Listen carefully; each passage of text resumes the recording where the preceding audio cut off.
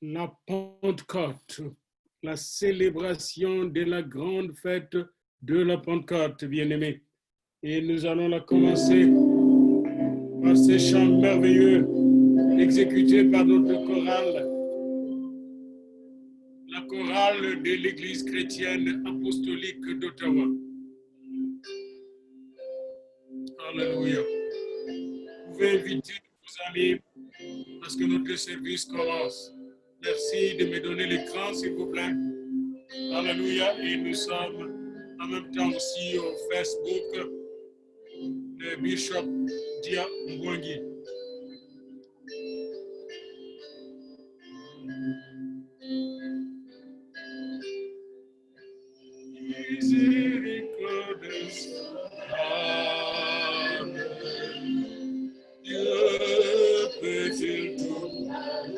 Bienvenue, Papa Kovo, vous êtes là. Branché au Facebook, nous sommes aussi au Zoom. Alléluia, gloire à Dieu. Alors ne touchez pas vos téléphones, n'essayez pas de parler directement, parce que nous sommes en direct au Zoom, bien-aimés. Nous aurons des moments bénis de partage de la parole, de prière ensemble, en ce jour de la Pentecôte. Alléluia.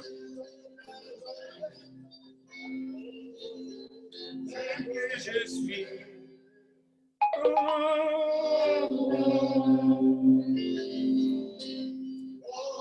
Une fois de plus, n'envoyez plus de messages par écrit ou par quoi que ce soit, parce que sinon les studios vont le capter. Alléluia. Que le Seigneur nous bénisse tous et synchronisons-nous dans la prière de la Pentecôte.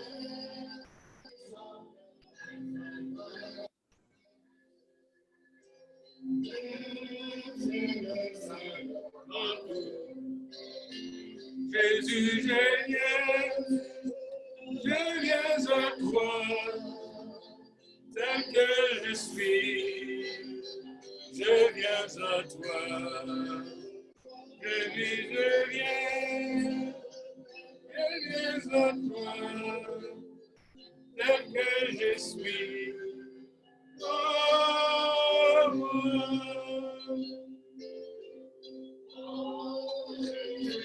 moi je cède, je veux être libéré.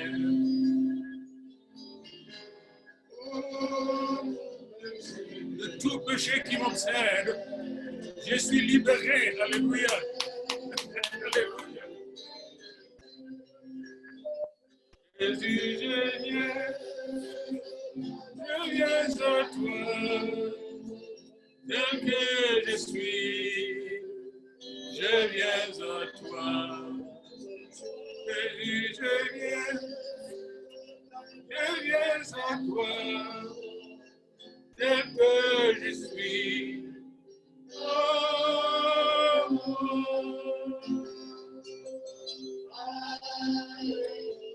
plus de doute, mon fardeau m'étant levé. Où le ciel, je suis en route, bienheureux pour l'éternité. Jésus, je viens à toi, tel que je suis, je viens à toi. Jésus, je viens à toi, tel que je suis. Oh,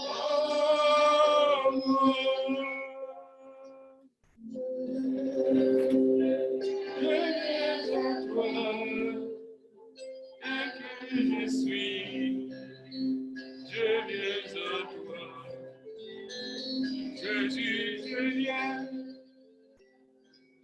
viens à toi, tel que je suis.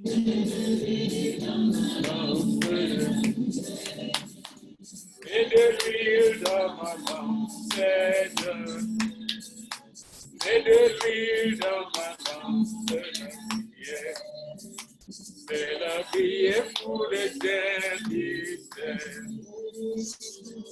Chante Hosanna, chante Hosanna, chante Hosanna pour le roi des rois. Chante Hosanna, chante Hosanna pour les rois. Pas de message, s'il vous plaît. Dans ma langue, c'est la prière. Mettez-lui dans ma langue. Mettez-lui dans ma langue. Juste quelques invitations que nous faisons. Alléluia.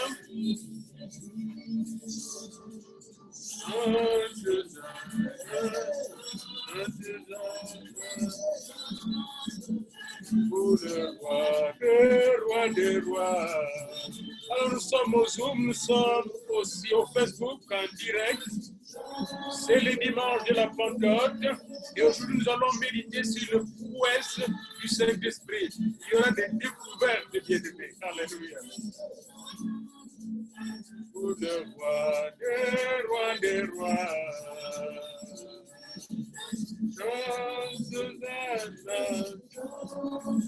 Je vais chercher Maman Lucine. Je passerai quand je meurs.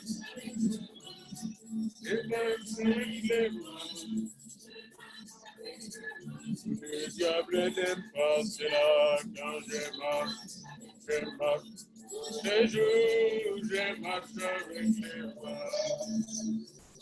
Alléluia, je marche. Je marche. Alléluia,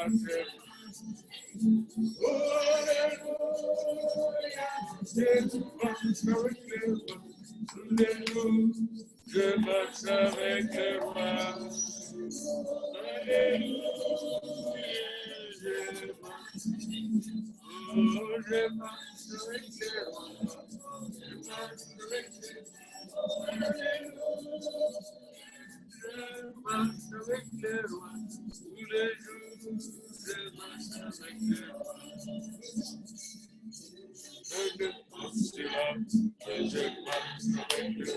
Soyez bénis, merci.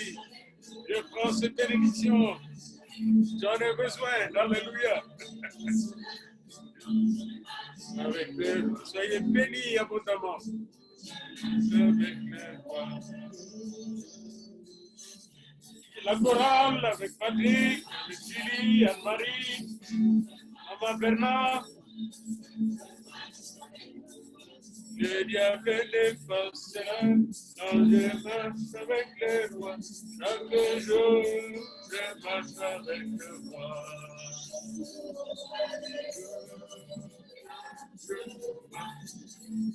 Oh, je marche. Oh, je marche.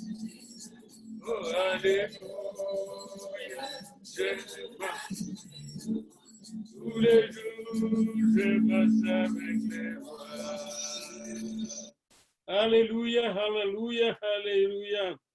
Bien-aimés dans le Seigneur, est-ce que vous marchez avec votre roi? Le roi des rois? Écoutez encore un autre chant avec la prière de Papa Patrick Diafula. Alléluia. D'accéder au trône de gloire. Alléluia, les sacrifices parfaits, c'est toi, Jésus. Notre dernier chant avant de dire la parole de Dieu ce jour, en ce jour de la Pentecôte. Les prouesses du Saint-Esprit, les exploits du Saint-Esprit.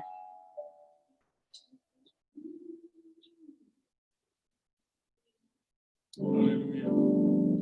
Gloire à toi, Seigneur. Louange à toi, Seigneur. Béni sois-tu, ô Seigneur Jésus. Merci pour ta présence, pour ta sagesse, pour ta lumière, pour ta douce voix.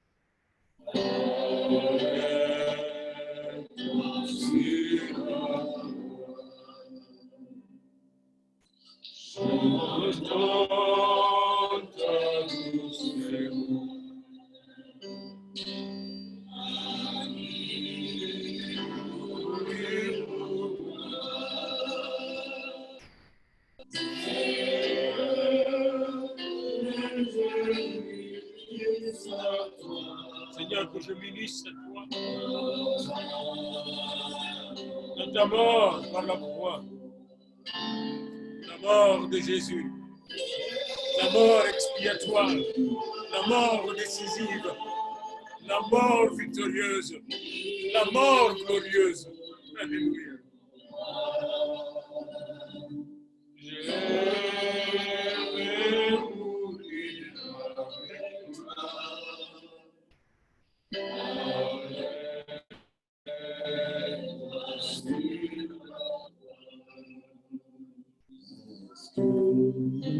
Parce qu'il vit, je n'ai rien à craindre.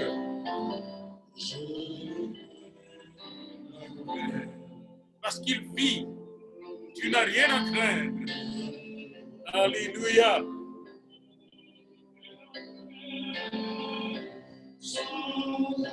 Salut bien ma Mimi. Bon dimanche de la Pentecôte.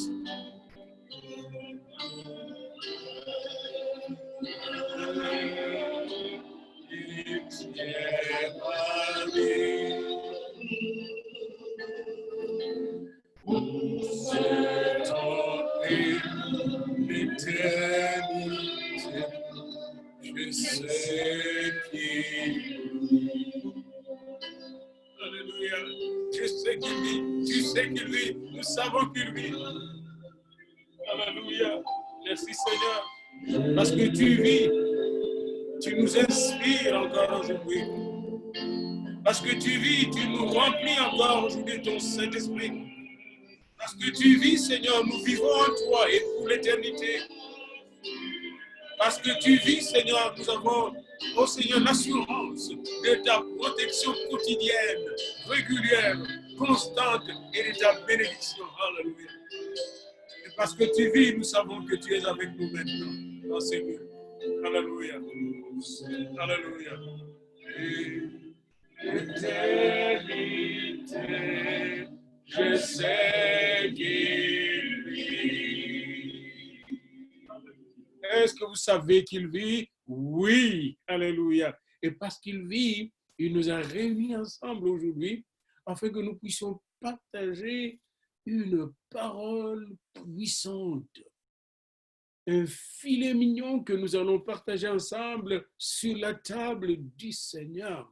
Table de bénédiction et non de malédiction. Table de joie et non de tristesse. Table de guérison et non de maladie. Table de puissance et non de faiblesse, parce que même nos faiblesses mises sur cette table, placées sur cette table, se transforment en lui, par lui et pour lui, dans sa gloire, en force extraordinaire. Alors, parce qu'il vit, nous avons l'assurance qu'il est avec nous jusqu'à la fin de l'histoire et jusque dans l'éternité. Amen. À lui la gloire et à nous la joie de partager cette parole dont je m'en vais tout de suite vous annoncer le titre, le prouesse ou les exploits du Saint-Esprit.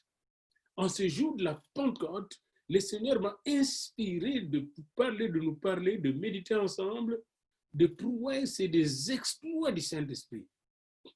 Bien-aimés, pendant toute cette semaine, cette fin de semaine, nous avons développé des thèmes autour du Saint-Esprit. D'abord, la promesse du Saint-Esprit. Comment cette promesse date de l'Ancien Testament. Cette promesse a été faite même à Israël. Israël aussi attend jusqu'à présent le jour où toute la terre sera pleine de sa gloire, de son esprit, de sa connaissance, de sa révélation. On trouve ces prophéties chez Ézéchiel. Quand on attend, quand on voit les ossements desséchés dans Ézéchiel 37, dans Ézéchiel 47, quand on voit, n'est-ce pas, ces eaux qui augmentent le niveau que l'homme de Dieu est appelé à traverser. C'est cette prophétie de la plénitude de l'esprit qu'attend Israël. Israël sait que ce n'est ni par la force, ni par la puissance, mais c'est pas je parle d'Israël croyant, d'Israël dans la foi, bien-aimé. La promesse du Saint-Esprit a été faite dans le livre de Joël.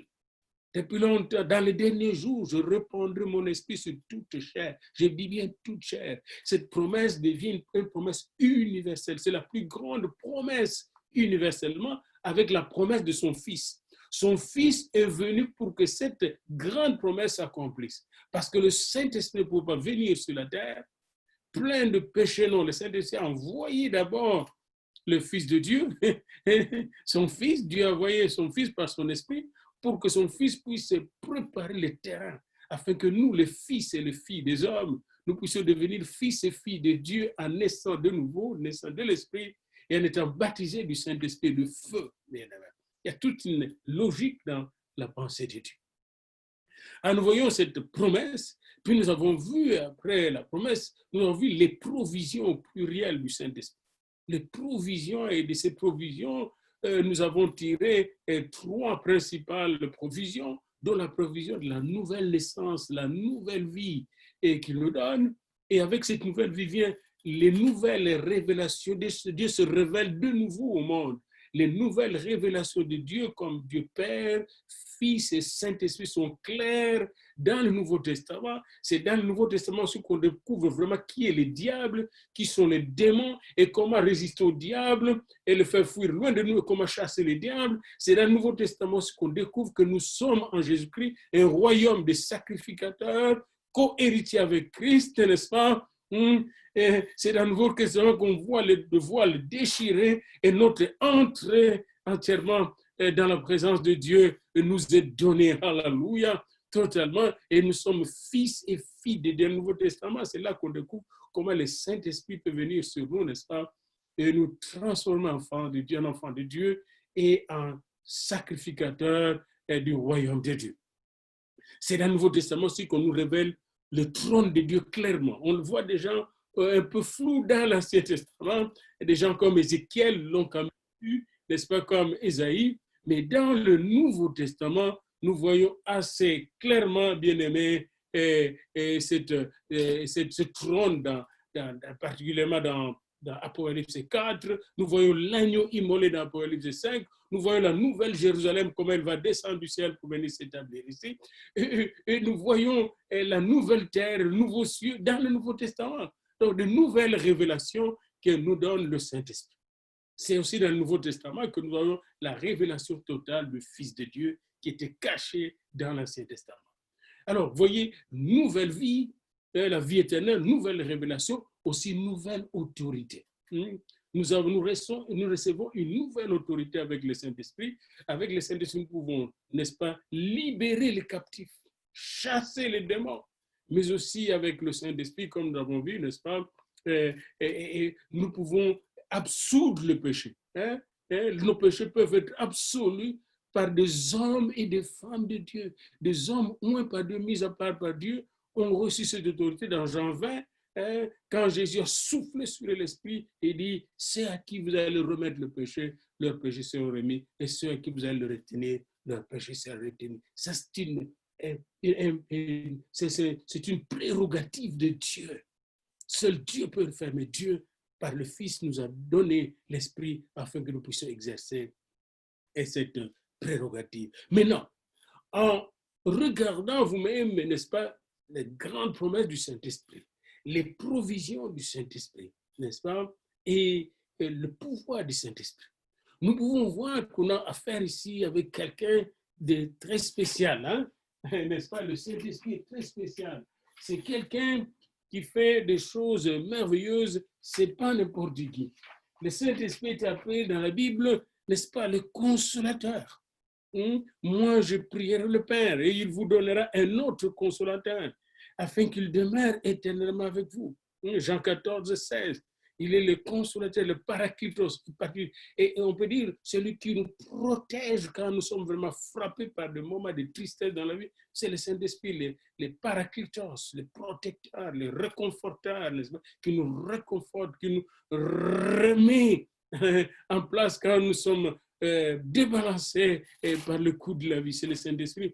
C'est l'esprit de vérité. Jean 14, 17, n'est-ce pas? Que le monde ne peut recevoir, mais seuls les enfants de Dieu qui sont dans la vérité qui peuvent le recevoir. C'est l'Esprit Saint, il est sans péché. Éphésiens 1 et 13.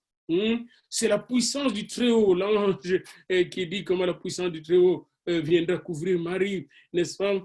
C'est l'esprit d'adoption par lequel nous crions Abba Père, Romains 8, 15. C'est l'esprit de grâce et de supplication, Zacharie 12, 20.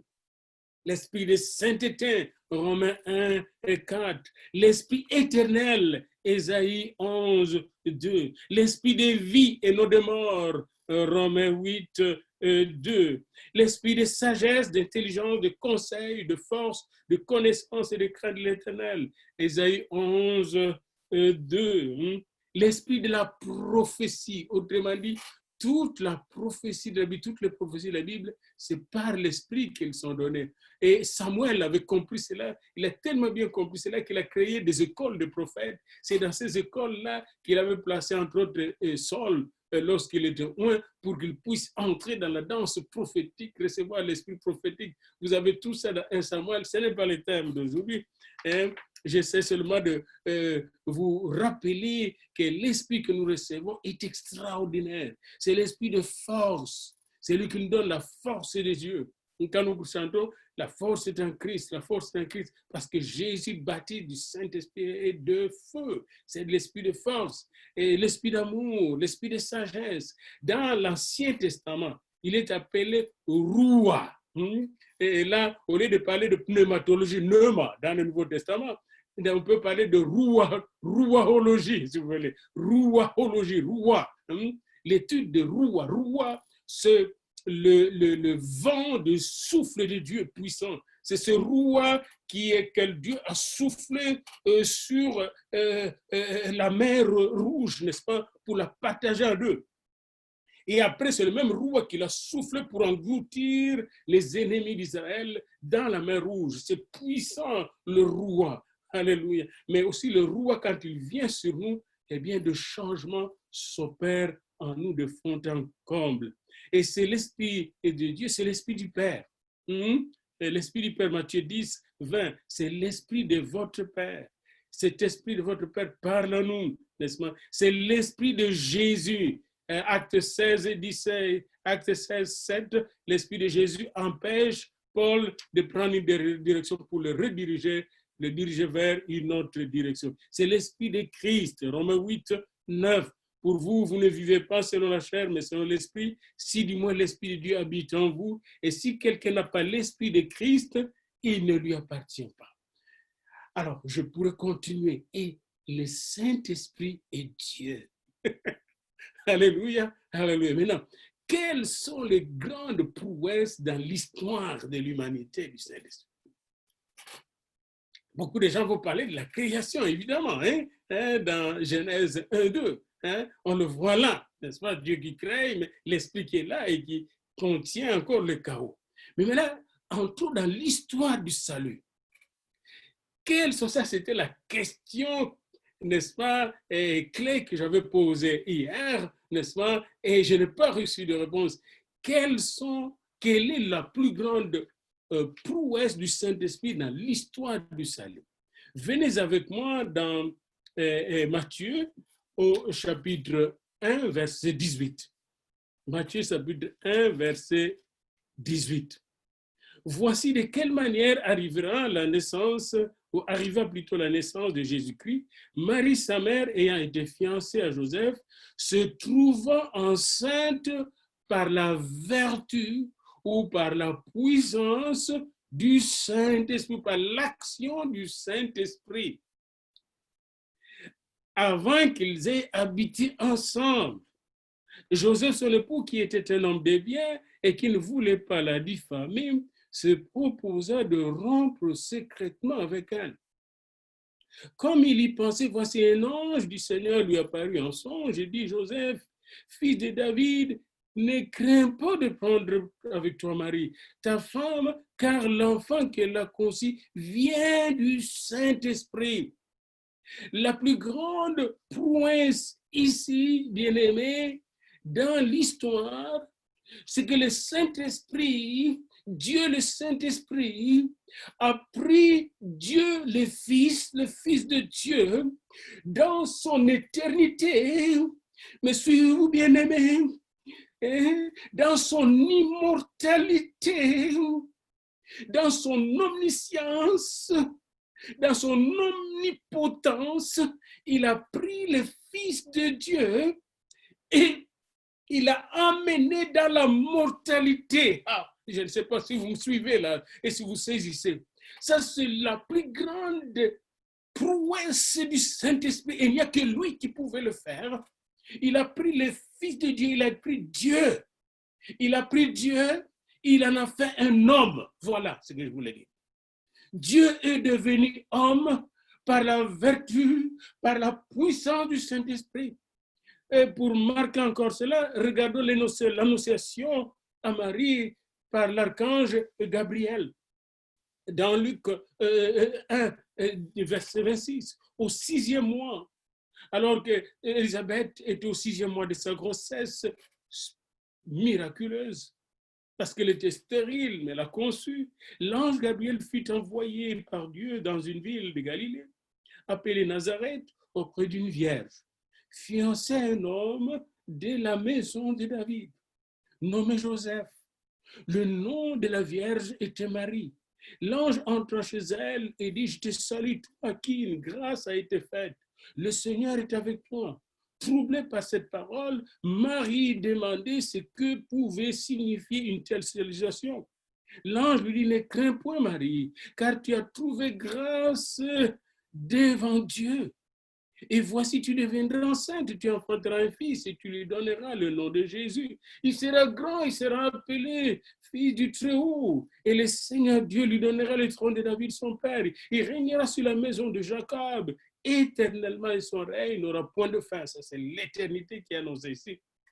Marie dit à l'ange, comment cela se fera-t-il, puisque je ne connais point d'homme? L'ange lui répondit, le Saint-Esprit viendra. Mais saisissez-vous, et c'est très important, parce que si nous nous saisissons pas ça, c'est difficile de saisir comment nous pouvons faire des choses impossibles, des exploits dans notre vie. On serait des chrétiens limités alors que notre Dieu est illimité. Là, le Saint-Esprit bien-aimé, dit l'ange, viendra sur toi et la puissance du Très-Haut. Quand le Saint-Esprit vient sur toi-même maintenant, la puissance du Très-Haut descend sur toi. De la même manière qu'elle est descendue sur Marie, pour que Jésus puisse entrer dans Marie. Il dit, le Saint-Esprit viendra sur toi et la puissance du Très-Haut te couvrira de son ombre, de l'ombre de Dieu, de la présence glorieuse de Dieu, de celui pour qui rien n'est impossible. C'est pourquoi le Saint-Enfant qui naîtra de toi sera appelé Fils de Dieu. Voici Élisabeth, ta parente, a conçu elle aussi un fils en sa vieillesse. Et celle qui était appelée stérile est dans son 6e mois, car rien n'est impossible à Dieu. Et qu'est-ce que Marie a dit? Je suis la servante du Seigneur. Qu'il me soit fait selon ta parole. Et l'ange quitta. C'était fini. l'ange ici était en train de nous révéler quelque chose, bien-aimés. Le Saint-Esprit est celui-là, c'est Dieu même, l'Esprit de Dieu. Celui qui a pris Jésus dans sa divinité, dans son éternité, dans sa gloire. Parce que quand vous allez dans Jean 17, il va prier à son Père quand il est sur la terre, Père, fais que je puisse retourner dans ma gloire. Le Saint-Esprit l'a pris, l'a dépouillé de sa gloire pour en faire un homme ordinaire. Le Dieu extraordinaire, surnaturel. Le Dieu qui n'a pas de commencement ni de fin. Par la puissance du Saint-Esprit a été réduit en un homme. Est-ce que vous savez, c'est ça? Il est devenu comme moi. Il a pris le corps du péché sans péché. Il est entré dans les seins de Marie. Et ça, c'est un exploit énorme. Personne ne peut le faire, bien-aimé. Et quand il a pris le corps, il a pris dans ce corps tous mes péchés. Il a pris dans ce corps toutes mes offenses. Il a pris dans ce corps tous mes manquements. Il a pris dans son corps toutes mes limites. Le Saint-Esprit, il a tout pris en lui. En Jésus-Christ, bien-aimé, il a tout mis en lui. Il a mis en lui les péchés originels. Il a mis en lui les péchés d'Adam. Il a mis en lui mes maladies, mes malédictions, mes limites, mes transgressions, mes iniquités. Le Saint-Esprit. Ça, c'est la plus grande prouesse du Saint-Esprit sur la terre, dans l'histoire et dans l'éternité. Parce que même le diable n'a rien compris. C'est pourquoi nous le voyons, le Saint-Esprit allait démontrer au diable ce qu'il a fait. Vous connaissez encore dans la tentation de Jésus, vous vous rappelez encore, il est bien dit dans la parole de Dieu qu'il était conduit dans le désert pour être tenté par le Saint-Esprit. Vous connaissez ces beaux versets-là. Du premier verset du chapitre 4 de Matthieu. Il fut emmené par l'Esprit dans le désert. Et là, le Saint-Esprit a fait une démonstration au diable. Ça vient de finir pour toi. Il y a un homme maintenant qui ne peut pas tomber comme l'ancien Adam. Il y a un nouvel Adam maintenant. Le Saint-Esprit a démontré au diable qu'il y a un homme sur la terre, désormais, qu'il ne peut pas tomber. Un homme que le diable ne peut pas séduire. Un homme qui va sauver tous les hommes, tous les humains. Alléluia. Et lors de son baptême, nous avons ça dans Matthieu comme dans Luc, dans Matthieu 3, versets 13 à 17. Nous voyons encore une démonstration de force. Il est dit, dès que Jésus a été baptisé, il sortit de l'eau, et voici les cieux s'ouvrir. Les cieux s'ouvrirent, et il vit l'Esprit de Dieu descendre comme une colombe. L'Esprit de Dieu descend. Autrement dit, vous voyez, comme Jésus est devenu homme dans le sein de Marie, c'est comme si son esprit, l'Esprit de Dieu, l'éternité était resté au ciel.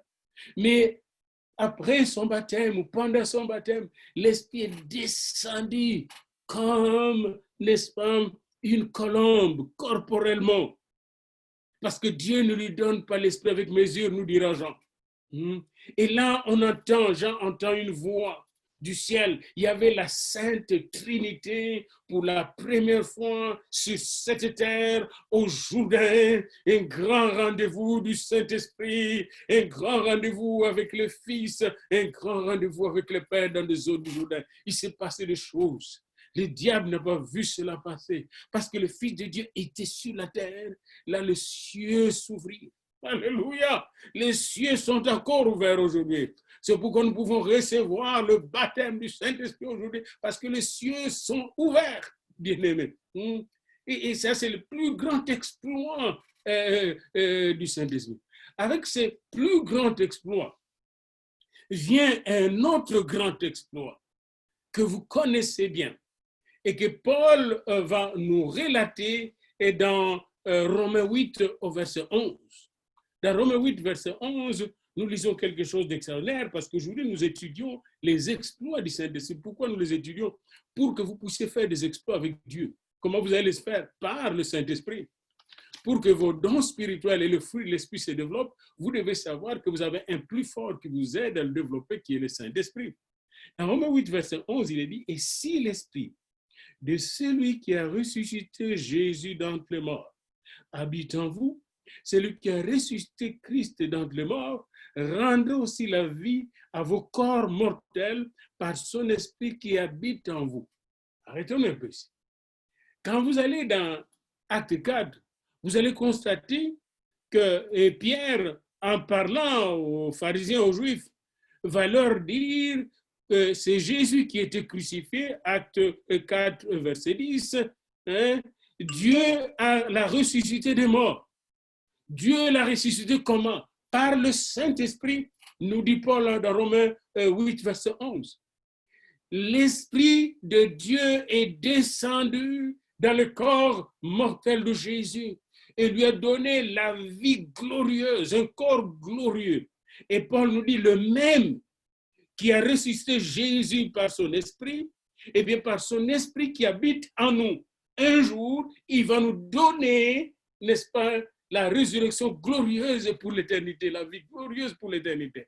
Encore là, vous voyez, avec l'incarnation vient la résurrection. La résurrection, c'est un acte de Dieu accompli par son Saint-Esprit. Nous avons déjà vu là deux grands actes.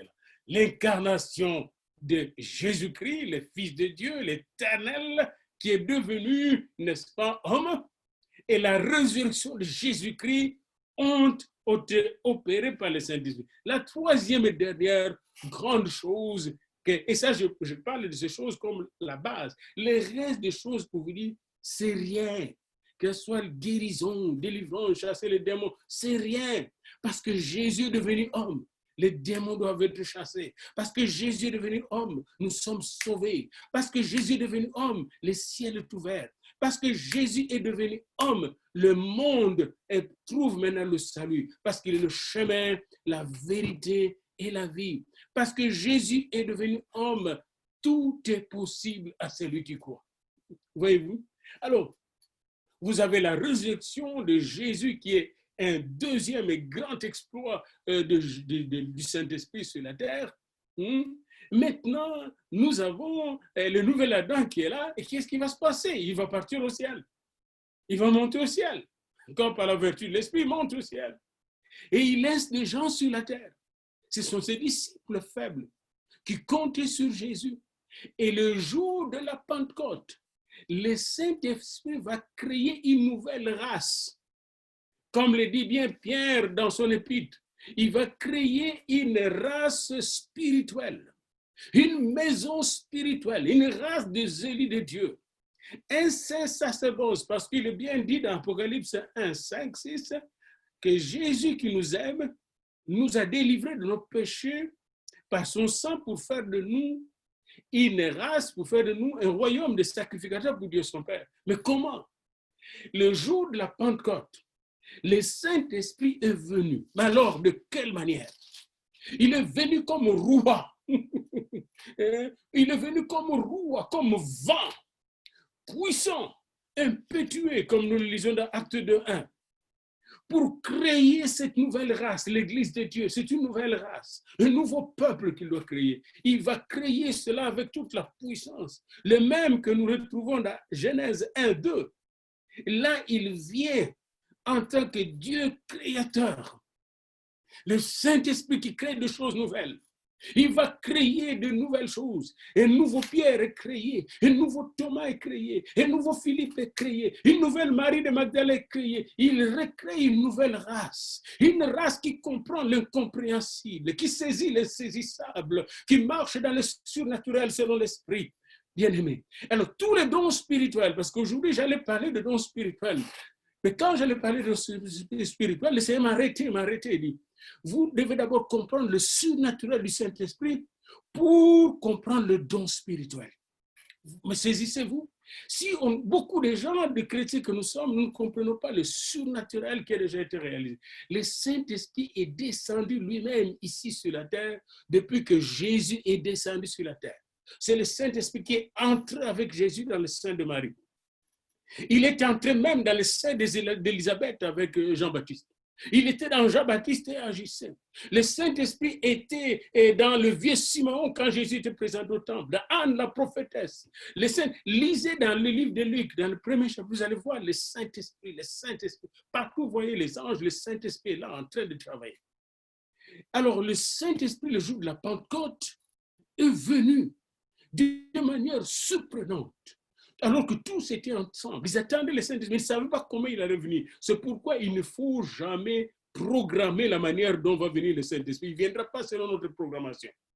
Il vient avec une surprise, comme même dans mes enseignements que je vous fais maintenant, là, je n'ai pas programmé comment je vais le donner. J'ai juste laissé le Saint-Esprit me diriger. Et il me donnait le prouesse. Il dit, première prouesse, Daniel, c'est moi qui suis venu avec Jésus. Jésus, le Fils de Dieu, il ne peut venir que par moi et pour moi. Je suis l'Esprit du Père.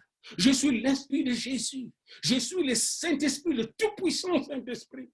C'est moi qui opère des choses surnaturelles.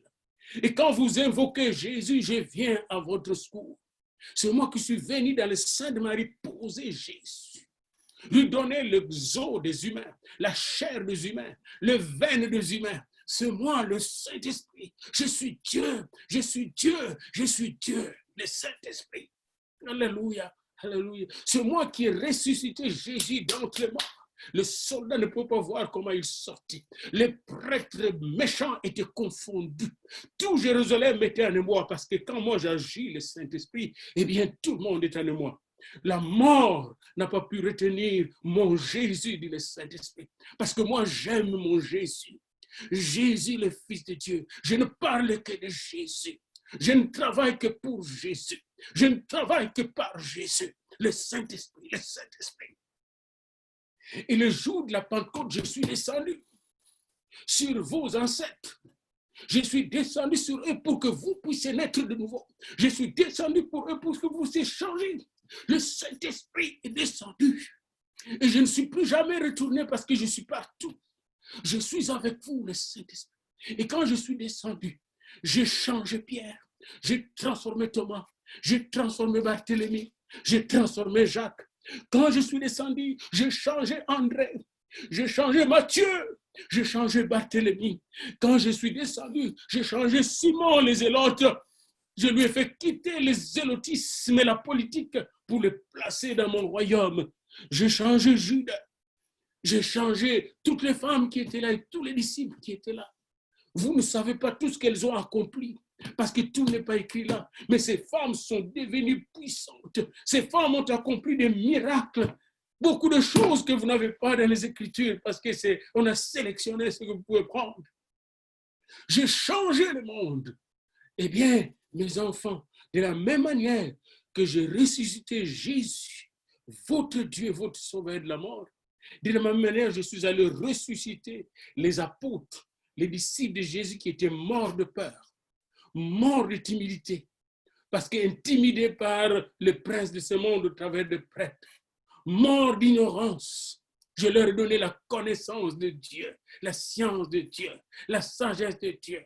Morts de faiblesse, je leur ai donné la force de faire des miracles, de ressusciter des morts, de guérir les malades, de chasser les démons. Je suis le Saint-Esprit. Je suis Dieu. Je suis Dieu. Je n'agis pas comme les hommes. J'agis comme le Père. J'agis comme le Fils. Je ne parle que du Fils pour la gloire du Père. Je suis l'Esprit du Père. Je suis le Saint-Esprit dans toute la plénitude que vous voyez dans l'Apocalypse. Je suis les 7 cornes du Fils de Dieu. Je suis le Tout-Puissant. Alléluia, alléluia. Et quand je suis en vous, le don spirituel se manifeste, mais aussi le caractère de Dieu se manifeste en vous. Quand je suis en vous, c'est la douceur, c'est la paix, c'est la joie, c'est l'amour, c'est la bénité, c'est le pardon, c'est la réconciliation. Quand je suis en vous, c'est la lumière qui brille dans les ténèbres. Mais aussi quand je suis en vous, c'est la puissance, c'est la force. Quand je suis en vous, vous chassez les démons. Quand je suis en vous, vous guérissez les malades. Quand je suis en vous, vous gagnez les pécheurs, vous les délivrez. Quand je suis en vous, eh bien, vous commencez de nouvelles œuvres. L'Église de Dieu doit avancer, doit progresser. Quand je suis en vous, vous formez une armée invincible, imbattable. Quand je suis en vous et que vous me laissez travailler en vous, opérer en vous, je vous transforme de gloire en gloire. Puisque je suis en vous, je vous scelle pour le jour de la rédemption. Personne ne saura vous arracher de la main de Jésus, parce que je suis les garants, les sceaux. N'attristez pas le Saint-Esprit pour lequel vous êtes scellés pour le jour de la rédemption. Ne l'attristez pas. Aimez le Saint-Esprit.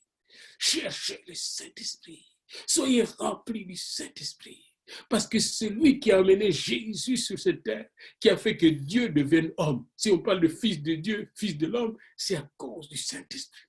C'est lui qui l'a ressuscité d'entre les morts. Et c'est lui qui a suscité l'Église. Maintenant, l'Église qui a suscité le Saint-Esprit, c'est quoi? C'est le corps du Christ. L'Église qu'il a suscité n'est pas un bâtiment. L'Église qui a suscité n'est pas un système, mes enfants, dit le Seigneur. L'Église que j'ai suscitée, ce sont tous mes enfants qui forment à travers les anges la race élue de Dieu, les sacerdoce royal, la maison spirituelle de Dieu, et qui m'offrent, qui offrent à Dieu jour et nuit leur adoration, leur louange, un sacrifice de louange pour Dieu leur Père. Et c'est pourquoi je viens encore vous visiter maintenant, dans cette saison que traverse le monde, dans cette saison critique du monde, dans ce monde de ténèbres, je viens, moi, la lumière, avec Jésus, la lumière de Dieu, parce que je ne parle que de Jésus. Je viens avec Jésus pour qu'il puisse vous baptiser encore du Saint-Esprit et de feu. Amen. Amen. Amen. Ah, c'est puissant, c'est puissant.